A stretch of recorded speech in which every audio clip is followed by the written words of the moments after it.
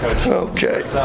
Well, first off, let me say this. It's very obvious Louisiana Tech have a terrific basketball team. They're really, really, really hard to defend. You know, they got multiple shooters. They got one of the quickest point guards in the league, and Bracy, and got those two bigs. I mean, they're a big, talented, 3 seniors, 4 juniors, it's fourth-year juniors, experienced team. That's why they were able to go on a road win last week, and that's why they controlled most of this game. But to our guys' credit, you know, we just never quit believing, even in those timeouts. And it's helped because we've come behind so many times. These guys never faded. They never quit believing. We just knew when we got down 15, I guess it was 15, with about 3 minutes and 20 seconds to go. The only way we're going to win the game is can't like Old Dominion. We got to win it. We got to get some turnovers or some stops, but we got to get that. We got to get that clock stopped. Get that clock stopped and get to the free throw line. Then we got to have some guys make some shots. You know, Tavion was able to make a couple. I think he made 2 threes in that little stretch right there, and we was able to get to the foul line enough, and they helped us out.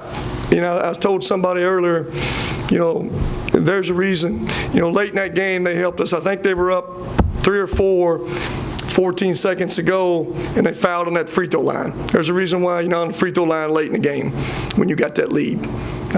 Players do some things that coaches don't like them to do sometimes. So we got 2 points when the clock was stopped. No time coming off that clock, 14 seconds. So at that point, I'm not for sure, did that tie it up? Brought it to 2. Brought it to 2. We go down again. We foul. They make 1 or 2. That's when Tavion's able to hit the 3 to get into overtime. You know, at that point, you know, we got Jared and Cam sitting over beside us. So, again, I'm not for sure all the plays that were made when they were made. Here's the thing I do know, that this team has never showed no quit. That don't mean that you play perfect. That don't mean you make every shot. That don't mean you don't turn it over. But there's one thing I think we can all be witnesses of. I don't know if I've ever had a team that's been down and out as many times and find ways to claw back against really good basketball teams. Then on top of that, it's senior night. You know, we're playing for something pretty special still. And as a basketball team this time of year, there's not a lot of teams left in college basketball still have an opportunity to play for championships. And this team still has an opportunity. And that's all you ask as a player, and it's all you ask as a coach.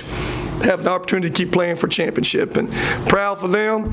That's a memory for them seniors and those guys who are not seniors for the rest of their life. Questions? When's the last time you saw a player take over like Tavion did tonight? Well, here's the thing people don't know. He spent his halftime in a training room. You know, he limped off at halftime with a sprained ankle. So he limped to the training room. He wasn't in or halftime hardly at all. I may need to sit him in the training room every game in if he plays like that. He don't need to hear what the coach is saying. But it just shows his toughness. And you guys didn't know this. You know, Jarrett was not Jarrett, but Josh. We didn't know if Josh could play. Hadn't practiced all week, been in the boot. You'll remember that last possession, last game, he went down the middle and dunked that basketball a minute ago. He sprained his left big toe. And literally didn't know if he could play until I checked him in, because he has not done anything. And it's very obvious. We all know we couldn't have won without Josh. His stats are good, but just having that body, having his energy on the front of that press. He made a huge play late in that game, too, that goes unnoticed a little bit, maybe. Bracy coming down the middle, and he blocks that shot. It goes out of bounds with 1 second to go. That's a huge block that Bracy was fixing to score. How much did Jeremiah grow up in that overtime period? Well, he had no choice but to grow up, and he did. He made a grow-up play driving down that middle and finished that one basket. You know, I would have thought he had a couple guys on the left and right a little bit. Most time his personality would have been not to be as aggressive and give it up. Give him credit. He lowered that head down a little bit and found a way to go off of 2 feet and put his shoulder in that chest a little bit and finish a huge play. That was an overtime, wasn't it? Huge play. Tavion hitting threes, timely ones, and he's not naturally, a three-point guy. Just how different was that, just to see him be so clutch on the night where he was just on? Elliot, I think coming in this game, make sure I'm right on this, he had 9 threes all of conference play. Is that correct? 9 on the season. That's 15 games. Coming in here, he had 9. He makes 4 tonight. And again, we said going this game, we got to have some guys make some threes. Cam Justice step up and he made some threes. We needed Carson, and we wanted Carson to shoot the basketball. We wanted him to, he makes 1. It's been a while since he's made 1 even. But as a team, we make 11. Been a long time since we made 11 threes, isn't it, Zach? So we needed some other people to make some. Tavion stepped up and made them. Cam Justice made them. There's 8 between those 2 guys, I think. Is that correct? 8 threes between those 2 guys. Even though, I know that you... Come on in here. Come on in here. Come up here and sit down by me. Come here. Come over here. Come on. Come on. Come up here. Come here and sit down by me. I don't want to get in there. No, you're not in the way. Come on. Y'all keep asking questions. I know that you mentioned... Bring him up here. Come on. I heard you hollering out there. Come up here and sit down. You can take some questions in a minute. Come up here and sit down. You got to take your hat off at press conference, though. Come on, sit down. That's a cap, not a hat. Sit down. Sit down. Mr. Western Kentucky. So you're going to get some of these questions in a minute. All right, here we go. I know that you mentioned that you're used to coming back, or you have come back a lot, but even with 5 minutes left and you're down 17, what are you telling the team during timeouts whenever it's down by 17? Is it the same message? 5 minutes is a long time. The measure gets a little tighter when it's 2 minutes. But 5 minutes in college basketball nowadays, anything can happen. In particular, this team, can it? 5 minutes to go? 5 minutes, lots can go on. 5 minutes. Did tonight. Did again tonight. But, just don't panic. It's a lot of time. We got to stop the clock some, get it to the free throw line. We were in the bonus. And we were able to change. We went zone a couple more trips down that stretch. Got them to miss a little bit. They became very conservative with that lead. Very conservative, and they helped us in a couple little spots. But again, our guys never quit believing. It's been 16 years since a guy scored over 40 or 40 in a game. For Tavion did that tonight. Just I know we've asked a lot about Tavion, but just that 40 mark, it's something different. And I know he scored 30 a couple of times, but there's just that little extra. You don't see a lot of 40s in college basketball. We down 7 points with 1 minute 43 seconds to go. We're down. Does that sound right? 50. Huh? We were down 12 with 1:50. Yeah. You told me Old Dominion was the greatest comeback you'd ever seen. Now, you topped that one? Have to change my mind. Perfect. But it just keeps happening here. Mama Joyce and I talked with 4 of the Louisiana Tech guys sitting out there with their heads are down, and I can't blame them. Golly Moses. I said, guys, that's sports. It happens. It just happens, and get your heads up, because they're pretty good. They're real good. And cat quick. They're real good, all that. So you're pretty good evaluator of basketball, aren't you? No, I'm a fair fan. But I'm pretty one-sided. Well, that's good. We want you one-sided. But to answer your question with Tavion, you don't see a lot in college basketball for a guy getting in the 40s nowadays. And again, he made, I think it was 17 out of 19 free throws. He gets there. Then again, they're not an easy team to score against now. They were giving up 64 points a game. We were struggling scoring. How many points we had before overtime? 80. We still had 80? 80, yeah. 80. And we'd give up 80 then too, didn't we? Which wasn't a good stat. But they're giving up 64 and we score 80, and I thought we struggled all night offensively. I never thought we had a great rhythm, but we still scored 80 points and finished the game with 95 points. So we just did it different ways. Carson, thought we got it to Carson a little bit more in that post at different times. Thought he was very effective. We wanted him to shoot the three-point shot. That was his advantage. The one he made, he caught and shot. I know the second half he missed 2 or 3, and sometimes he misses one. He'll catch it, want to drive first versus shoot. But there's one thing you never question about him: the toughness and the effort that guy plays with, man. No one, this don't show up in the stat sheet, but imagine you're a 6'5" guy and you got to fight those guys all game long by yourself, defensively, defending and rebounding, having to show on that ball screen and guard those guards, and still have enough energy left just to play any kind of offense. He's about as tough as any cat I've ever had. Coach Gambrell took that ball to hole like he was a 4-year veteran.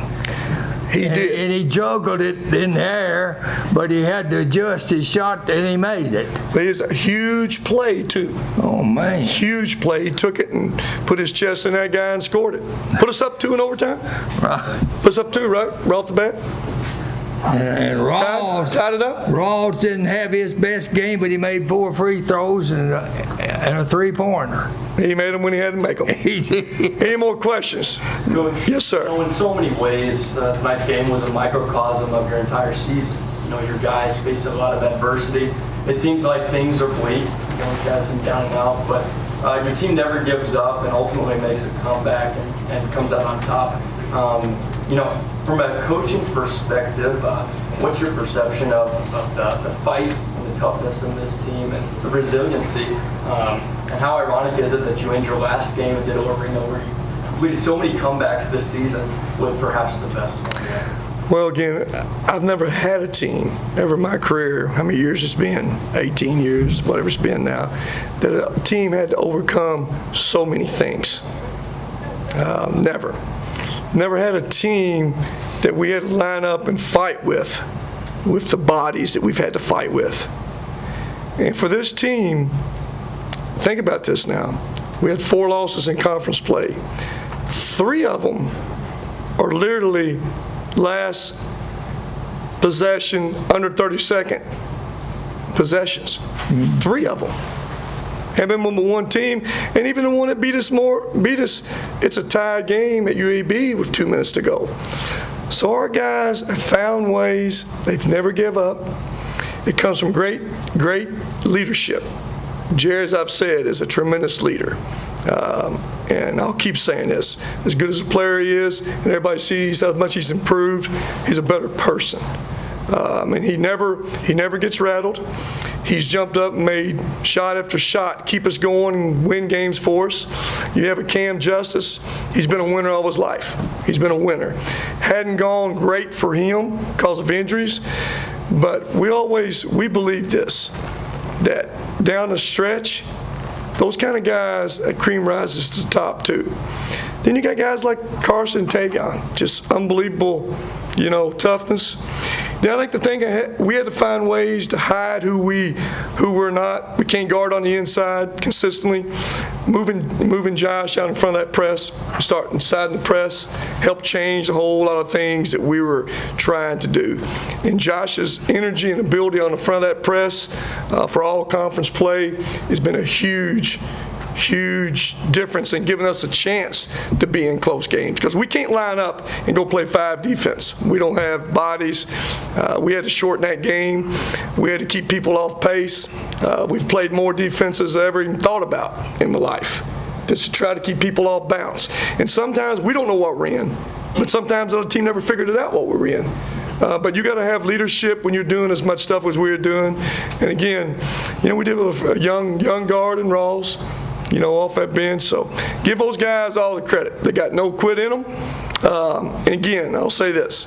2 games left. There's not a lot of teams in college basketball still fighting, having the opportunity to compete for a championship. As a coach and a player, that's all you ask for. It's been a few weeks since you've had a couple of days for just a turnaround. You've had a lot of time off, so just your thoughts on it, just how you're trying to adjust that. I know you guys are leaving tomorrow, so on the road, and just Ellie, I think an opportunity that you've got on Sunday. We're good about the extra day here. I feel good about the extra day.